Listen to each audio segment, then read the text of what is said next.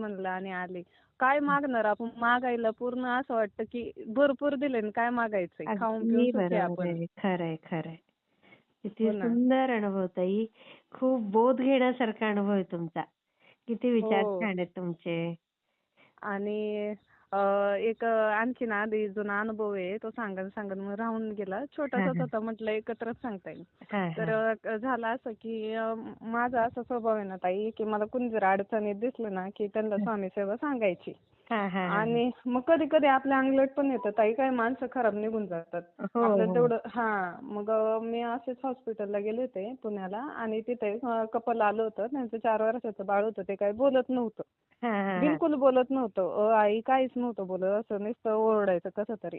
आणि अच्छा. त्यांनी हां. खूप दवाखाना केला आणि गरीब होते ते.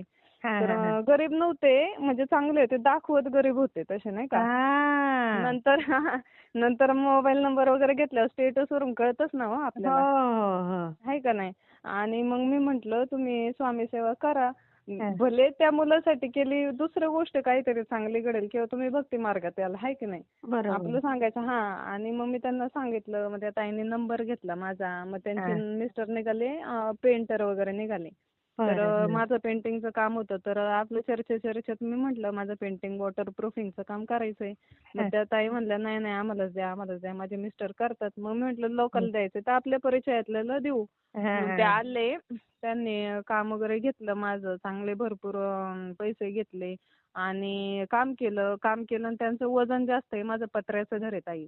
हां, हां. आणि मी त्यांना म्हटलं, की तुम्ही मला बसवतानाच त्यांनी सांगितलेलं, की खूप वजनावाला माणूस वर चढवू नका पत्र्यावरती नाही का. हां, हां, हां, हां.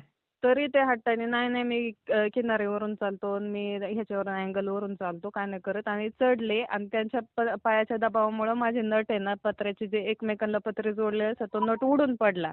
अरे! आणि वॉटरप्रूफिंगचं काम करून गेले. अख्ख्या भिंतीतून दुसऱ्या पावसाला अख्ख्या भिंतीतून पाणी यायला लागलं माझ्या आणि अरे ₹40,000 घेतलेले बापरे! आणि त्यांनी हे केलं. हां. पाणी यायला लागलं. मग मला म्हटले, की तुमची कायम आम्ही सर्व्हिस देणार नाही का, काय झालं तर वॉटरप्रूफिंग अच्छा, हे अच्छा. करून. हां, हां, हां. आणि नंतरून त्यांनी जो फोन बंद केला. मी म्हटलं, "अहो तर तुम्ही वर चढले म्हणलं तो नट निघाला." माझ्या एका रूममध्ये बादलीभर पाणी निघायचं ताई. हां. वरून पत्रा गाळायचा ना घरात तुम्ही इमॅजिन करा. बापरे! वरून पाऊस चालू आहे आणि धार लागली घरात. हां. आणि कळेना पण आम्हाला नेमकं झालंय काय. ते नंतर कळलं, की वजनाने नट उडाला नाही का असा स्क्रू अरे, त्याचा. अरे! हां, हां, हां. आणि भिंतीतून पण पाणी आणि 2 ठिकाणी स्क्रू उडवलेले त्यांनी. माझं पी-ओ-पी अख्खं भिजलं खाली. पत्र्याच्या खाली आम्ही अगो पी-ओ-पी बाई! केलं होतं. हां. इतकं नुकसान झालं ना ताई आणि मी त्यांना दिवसाचे ना 50-50 फोन करत होते. नवरा-बायको फोन उचलत नव्हते.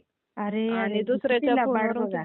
लय लबाड आणि पैसे माझ्याकडून काढून घेतले सगळ्या हां. आणि फोन उचलत नव्हते. मग मी दुसऱ्यांच्या फोनवरून करायचे. मग ते माझ्या समजा भावाच्या ह्याच्यावरून भाऊ म्हणला ना त्यांचं काम कधी करणार आहे, तर डायरेक्ट फोन कट करायचे. आणि हां. मग आणि ते काम चालू असताना तेवढे पैसे घेऊन म्हणले माझ्या मुलाचं ॲडमिशन करायचंय ₹25,000 मला द्या. काही तर वाटतं का हो बाय याने? आणि मी म्हटलं, "अहो दादा तुम्ही लेडीजला असे ₹25,000 कसे मागू शकता?" "नाही, नाही," म्हटले, "तुम्ही गाववाले तुम्ही देऊ शकता वगैरे." हां. म्हणलं, "असं थोडी गाववाले ₹25,000 उचलून कुठून द्यायचं? आम्ही हां. गाववाले असले तरी करून खातो ताई. आम्ही आमच्या जमिनी बरोबर. आहेत इथं शेती करतो, खातो कमवून." बरोबर. आणि भरपूर त्रास दिला. मग जरा मी थोडेसे आवाज वाढवून म्हटलं, "तुम्ही त्याला शाळेत घाला नाही तर घालू नका. मला पैसे मागू नका." मग असं तोंड ओळखीव आणि जेव्हा ते आजारी होते, ॲडमिट होते ना असे वर्षभरात मी ना ₹2,000-3,000 असे उसने द्यायचे. तर बाई ते गं! 6-6 महिने माघारी देत नव्हते. आणि मग हां. शेवटी ना मी स्वामींना म्हटलं, "स्वामी म्हटलं, तुमचं म्हटलं फक्त तुमचे भक्त व्हावे म्हणून मी आपलं एक चांगल्या मनाने हां. सांगितलं होतं. पण कानाला खडा म्हणलं मी आजपासून कोणाला सांगणार नाही असं नाही का." हां, हां, हां, हां. म्हटलं तो माणूस म्हणलं मला माझ्या नवऱ्याने पैसे हातावर ठेवले. मी असे कष्टाचे शेताचे गव्हाचे पैसे मी पोती आई विकली गं! आणि पैसे दिलते त्या माणसाला. तो घेऊन आपलं सारवून काहीतरी निघून म्हणलं. आज फोन बंद करून स्टेटस टाकतात. हां. YouTubeवर चॅनल आहे तिथे हिंडण्या फिरण्याचे टाकतात ते. मस्त मजा बघा. करतात ते. हां. मग आपल्याला नाही वाटणार का ताई? बरोबर. मग साहजिक आहे. मग मी स्वामींना म्हटलं तो माणूस येऊन म्हणलं माझं सगळं नीटनेटकं करून दिलं पाहिजे म्हटलं. मी तुमचा अनुभव हा आहे ना शेअर करेन म्हटलं. आणि हां. म्हणलं तुमच्यासाठी म्हणलं आज तुमच्यामुळं म्हणलं मी जोडले गेले म्हणलं मी परत नाही हे करणार.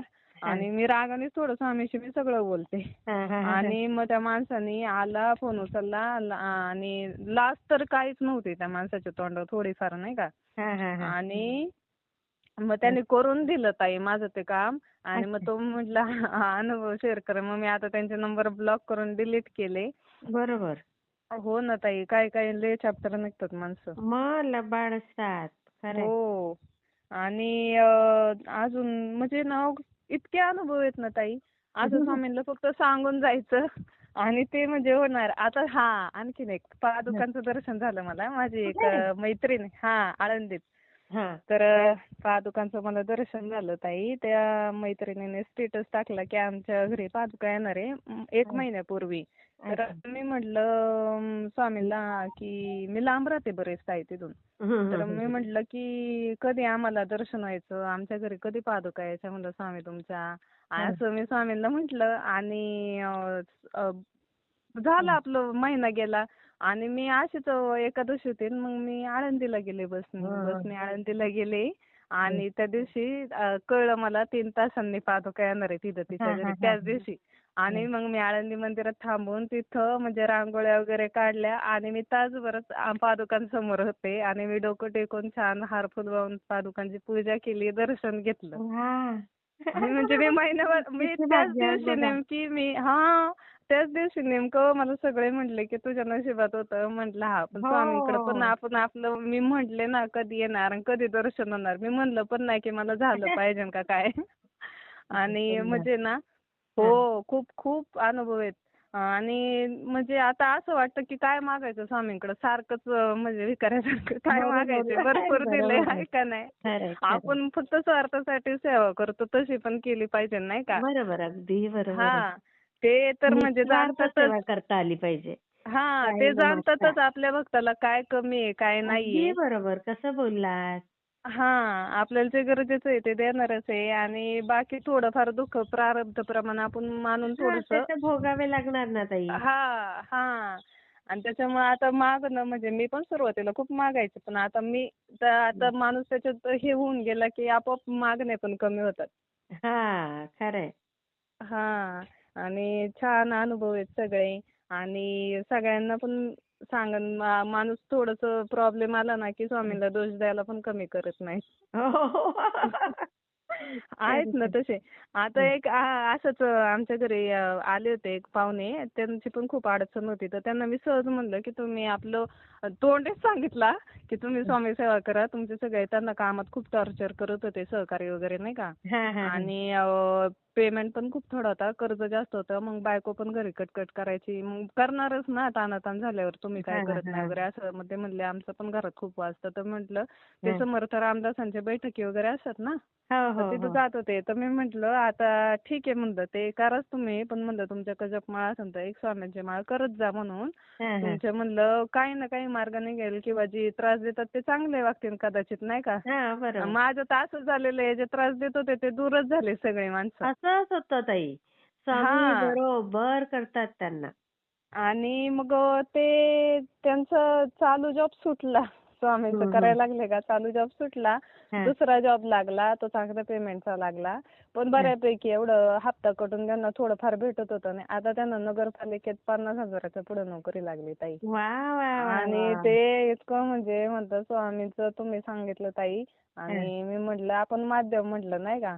हां, हां, तर हां. तुमच्या प्रारब्धात होतं ते करून घेतलं. आणि सुरुवातीला आहे ना सेवेत आलं ना माणसांना अडचणी येतात. कारण ते प्रारब्ध स्वामी कमी करत असतात ना. बरोबर, बरोबर आहे. हो. आपोआप, आपोआप ते स्वामी बरोबर करून घेतात ते. हो. आणि हं. खूप छान. मी रोज तुमचे अनुभव ऐकत असते. आता अचानक मनात आलं म्हटलं चला अनुभव आज मी पारायण लावलंय गुरुचरित्राचं. हां, हां, हां.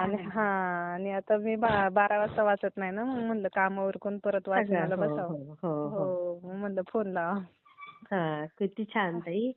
सुंदर. मी शेअर करते हां. हो, हो. हं, चालेल. श्री स्वामी समर्थ.